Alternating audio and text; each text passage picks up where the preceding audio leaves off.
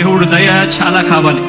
ఎందుకంటే యుద్ధం చేస్తా ఉన్నది రాక్షసులతో యుద్ధం చేస్తా ఉన్నాం. ధర్మ గుణ కరుణ ధరణి సేవకుడ కలత చందకయ కారణ జన్మ